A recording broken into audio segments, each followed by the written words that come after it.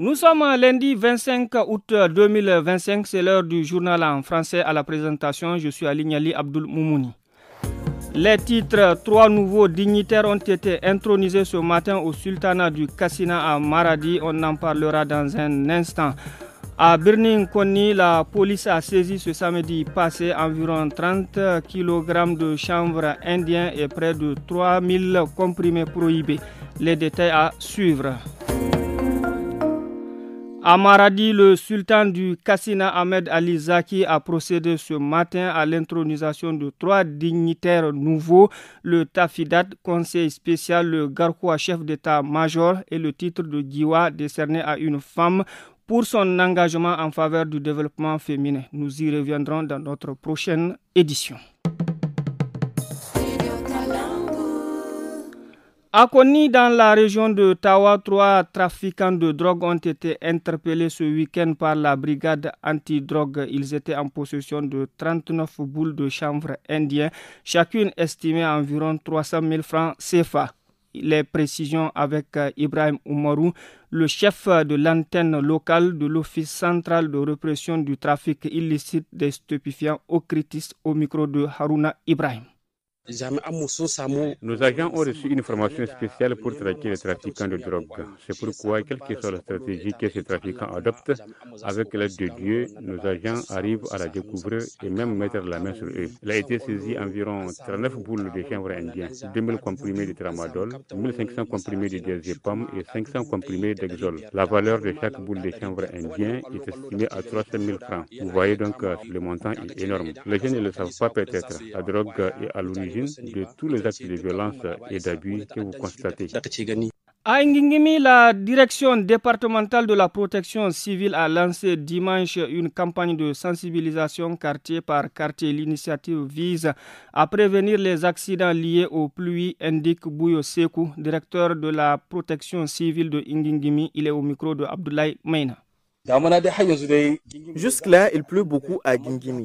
On continue à sensibiliser la population sur les inondations. Quand vous remarquerez des fissures au mur ou bien des risques d'effondrement, ne restez pas sur ces lieux quittés. Soyez prudents, les inondations peuvent arriver tard la nuit au moment du sommeil. C'est l'exemple de la maison qui s'est effondrée hier, causant la mort de 3 membres d'une même famille. On appelle la population de ne pas bloquer les passages d'eau devant les maisons, puisque si vous vous mettez à l'abri, vous mettez les autres en danger. Pour atténuer la période de soudure, l'État du Niger a lancé une opération de vente de céréales à prix modéré dans toutes les régions. L'objectif est de rendre ces vivres accessibles à la population à des tarifs inférieurs à ceux du marché et d'assurer un accès équitable. Un soulagement pour la population, comme l'exprime Nanoua May Karfi, une bénéficiaire de kérosène, région d'Agadez. On l'écoute au micro de Ahmed Fela. Nous avons bénéficié d'une aide précieuse, surtout en cette saison des pluies, où les denrées alimentaires coûtent très cher. C'est vraiment une aide, cette vente de céréales à prix modéré. Faisons également preuve de solidarité. Lorsque vous arrivez à acheter, il faut laisser la chance à un autre d'en trouver aussi. Une deuxième tranche de cette vente est déjà prévue. Ainsi, le sac du riz est vendu à 11 000, la tasse du mil à 400 au lieu de 900 sur le marché. Nous remercions vivement cette initiative qui nous a permis d'acquérir des céréales avec peu de moyens.